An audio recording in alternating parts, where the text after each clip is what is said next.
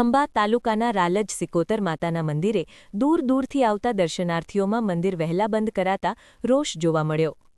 ખંભાત તાલુકાના રાલજ સિકોતર માતાનાનું મંદિર રવિવારના દિવસે સાંજે 7:30 કલાકે ટ્રસ્ટીઓ દ્વારા મંદિર બંધ થતાં માનવ અધિકારના આધ્યાત્મિક સેલના પ્રેસિડેન્ટ માં વૈશાલી કુંવરને રાલજ તેમજ ખંભાતના દર્શનાર્થીઓની ટેલિફોનિક ફરિયાદ મળતા તોયુ રૂબરૂ વહાણવટી સિકોતર માતા મંદિરની 7:30 કલાકે મુલાકાત લેતા મંદિર બંધ જોવા મળેલ, જેથી દૂર દૂરથી આવતા દર્શનાર્થીઓમાં નારાજગી જોવા મળી અને ટ્રસ્ટીઓ પોતાની મનમાની કરી મંદિર બંધ કરવાનો સમયનું બોર્ડ પણ લખવામાં આવ્યું નથી, જેથી ઘણા દર્શનાર્થીઓ અટવાયા અને ટ્રસ્ટીઓ સામે રોષ ઠાલવવામાં આવ્યો।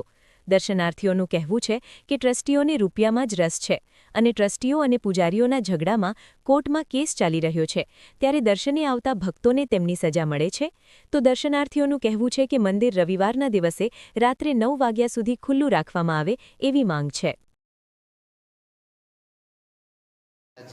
આની કાળજી ટ્રસ્ટની છે, ટ્રસ્ટીઓની છે એની કે પોણા 8નું મંદિર બંધ કરી દે છે। જો 8 પણ નથી વાગ્યા ત્યાં પહેલાં મંદિર બંધ કરી દે છે।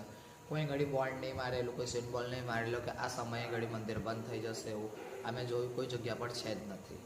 તો આવું બસ એમને બસ ભક્તિમાં અને આ બધું મળ લઈને બેઠા જ, મંદિરો લઈને બેઠા છે, તો એમને સહેજ પણ એમાં રસ નથી કે માતાજીના મંદિરો ક્યારે બંધ થાય, ક્યારે એનો સમય છે, ક્યારે એનો સંજોગ છે, એ બધું કંઈ જ્ઞાન જ નથી। અમે આટલે દૂરથી દર્શન કરવા આવતા હોય, શ્રદ્ધા વિશ્વાસ ભાવ લઈને આવતા હોય, તે પણ અમારું મનોકામના બસ પૈસામાં જ પડ્યા છો, તમે ટ્રસ્ટ આ રીતનું ચલાવો છો। અમે પણ કંઈ જાણીએ છીએ કાયદા કાનૂન નીતિ નિયમ અમને ખબર છે, કેમ કે હું ગુજરાત પ્રેસિડેન્ટ છું આધ્યાત્મિક સેલ્સની। ઓકે, તો આવું ના થવું જોઈએ। બધાને જય માતાજી, જય શ્રી કૃષ્ણ। હું છું વૈશાલી માસી, ગામ ડભોઈથી, માનવ અધિકાર ગુજરાત પ્રેસિડેન્ટ આધ્યાત્મિક સેલ્સ।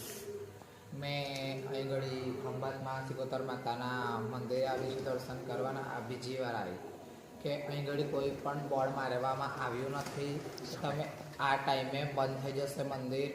પોણા 8નું મંદિર બંધ થઈ ગયું છે, 8 વાગે પણ તે પહેલાં થઈ ગયું છે। તો અમે એટલે દૂરથી અહીં ઘડી આવતા હોય છે દર્શન કરવા, અમને દર્શન જ નહીં થતા। તો ટ્રસ્ટની નિષ્કાળજીના દખે આ બધું થઈ રહ્યું છે, તો આ બધું ના થવું જોઈએ। અમે આટલી દૂર શ્રદ્ધા અને વિશ્વાસ લઈને આવતા અને અમને માતાજીના દર્શન ના થતા હોય તો સારું ના કહેવાય ને। જય માતાજી, જય શ્રી કૃષ્ણ।